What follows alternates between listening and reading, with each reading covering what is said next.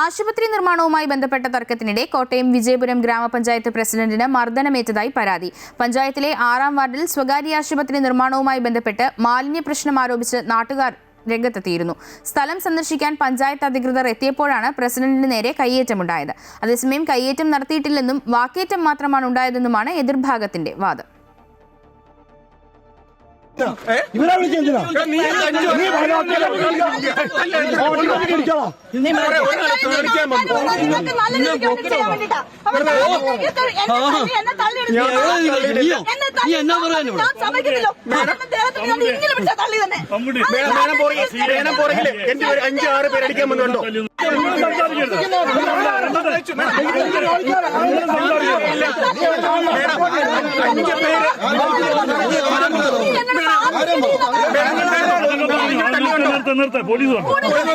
വിജയപുരം ഗ്രാമപഞ്ചായത്ത് 6-ാം വാർഡിൽ സ്വകാര്യ ആശുപത്രിക്കായി കെട്ടിട നിർമ്മാണം നടക്കുന്നതിനെ തുടർന്ന് നിരവധി കുടുംബങ്ങൾ ആശ്രയിക്കുന്ന ജലസ്രോതസ് മലിനമായതായി നാട്ടുകാർ ആരോപിച്ചിരുന്നു.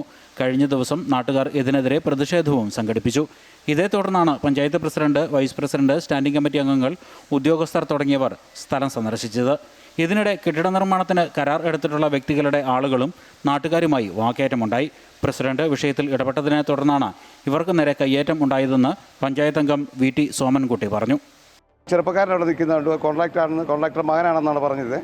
ഞങ്ങൾ അദ്ദേഹത്തിനോട് പറഞ്ഞു, ഞങ്ങൾ ഇന്നപോലെ കുടിവെള്ള സ്രോതസ് ഒന്ന് കാണാൻ പോവുകയാണ്, അവിടെ മലിനമായിട്ടുണ്ടോ നോക്കുന്നതിന് വേണ്ടി മാത്രം ഞങ്ങൾ പോകാമെന്ന് പറഞ്ഞ് നടന്നു പോയവർക്ക് ഞങ്ങളുടെ പുറകെ ഇദ്ദേഹം നടന്നു വരുവാണ്. നാട്ടുകാരും ഇദ്ദേഹത്തിൻ്റെ പണിക്കാരും തമ്മിൽ അങ്ങോട്ടും ഇങ്ങോട്ടും തർക്കം ഉണ്ടാകുകയും ചെയ്തതിൻ്റെ ഇടയ്ക്ക് ഉന്തുന്നളവ് ഇടയ്ക്കാണ് ഇദ്ദേഹം ഞങ്ങളെ ചീത്ത വിളിച്ചു.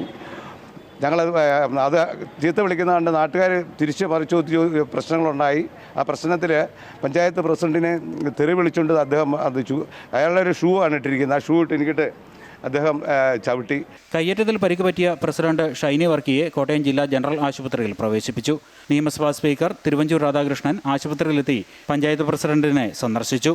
വിഷയത്തിൽ കർശന നടപടി സ്വീകരിക്കാൻ പോലീസിന് അദ്ദേഹം നിർദ്ദേശവും നൽകി. അതേസമയം നാട്ടുകാർ ചീത്ത വിളിച്ചത് ചോദ്യം ചെയ്യുകയാണ് ഉണ്ടായതെന്നും പ്രസിഡന്റിനെ കയ്യേറ്റം ചെയ്തിട്ടില്ലെന്നും കരാറുകാരൻ്റെ ആളുകളും പ്രതികരിച്ചു. അമൃത ന്യൂസ്, കോട്ടയം.